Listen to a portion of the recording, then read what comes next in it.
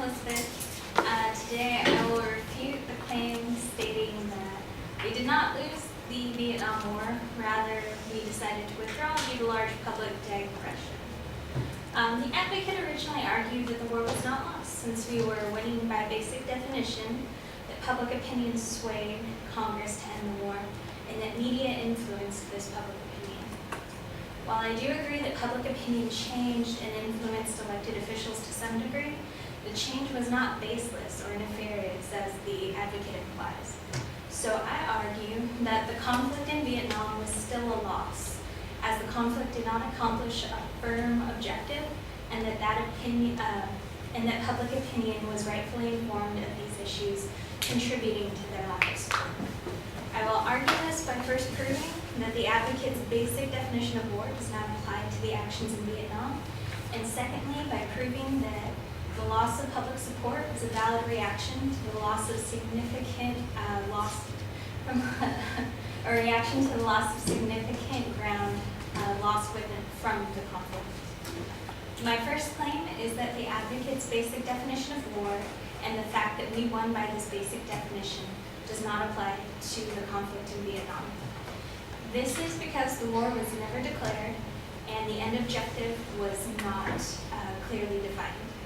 According to the United States Senate, the Constitution grants Congress the sole power to declare war, and this declaration was never granted to the Vietnam conflict.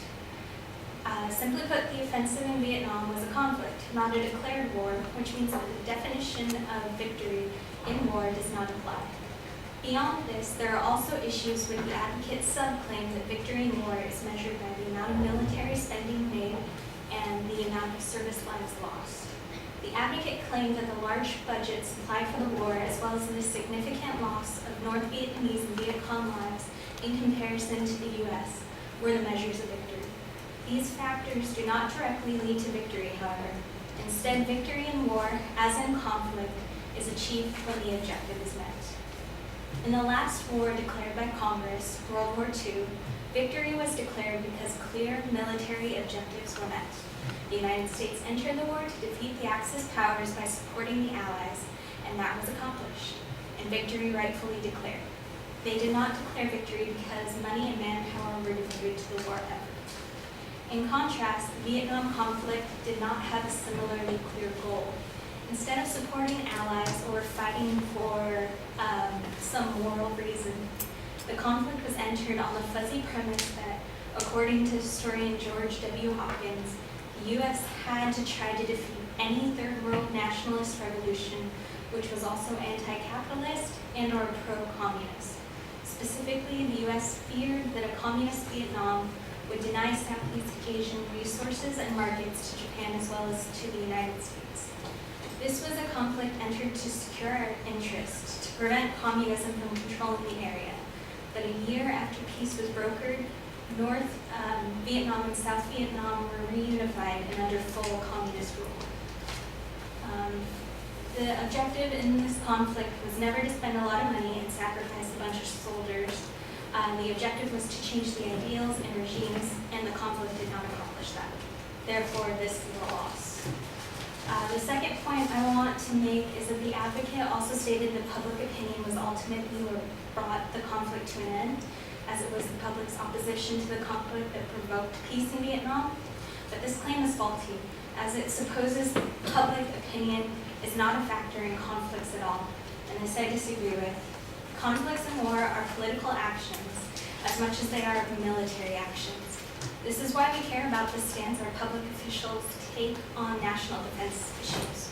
This is why our president is the commander-in-chief, the highest military position there is.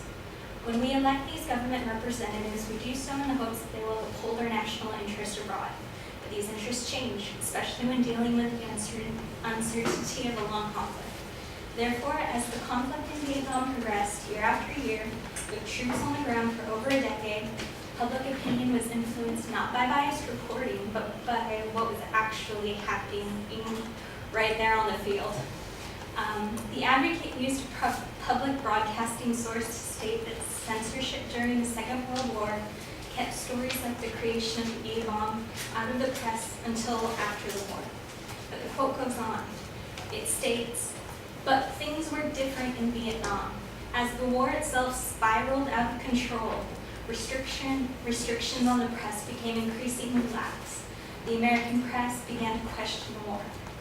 In World War II, censorship was a means to protect vital strategic information, like knowledge of the atomic bomb, because that would be dangerous information if the other side got it. In Vietnam, though, the information being reported was the reality of the conflict, not defense secrets. The press was reporting on the toll battles take on civilians as well as soldiers. So it wasn't biased, it was an honest look at a conflict.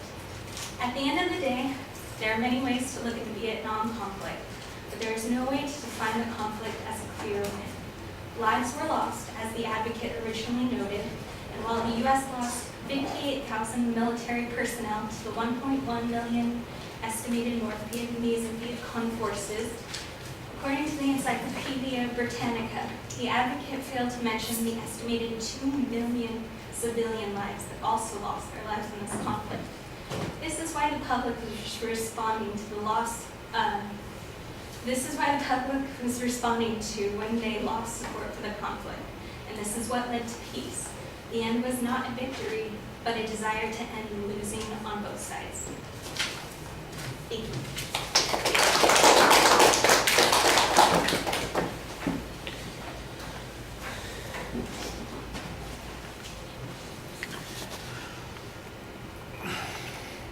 All right, I think you go after the underlying assumption of the advocate's argument pretty effectively, suggesting that the definition that the advocate's using is probably not really appropriate, especially in this particular case. The issue of conflict versus war, I'm not sure that that gets you quite as much as you want, but the notion of what the objective of war is supposed to be and how conflict needs to be resolved in order to declare it a victory, I think, is an important argument to make. And like you said at the end of the argument, the comparison of the number of fatalities is not the real measurement of what the outcome is, but rather it is, what was achieved in this particular situation.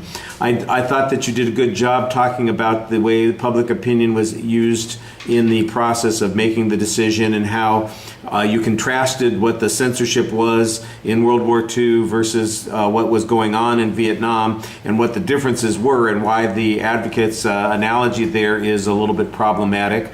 On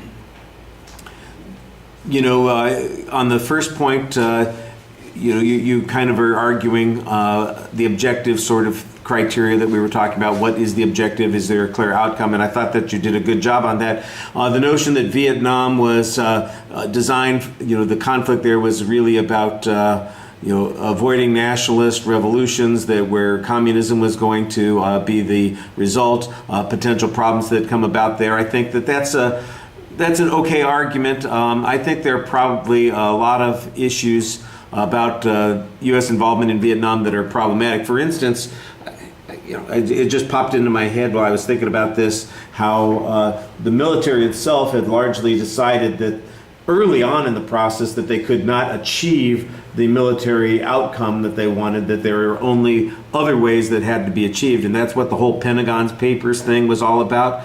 And it seems like some of the information from the time might be applicable here. That's just, something extra to fit into the argument. What you had, I thought, was really solid. All right, thank you.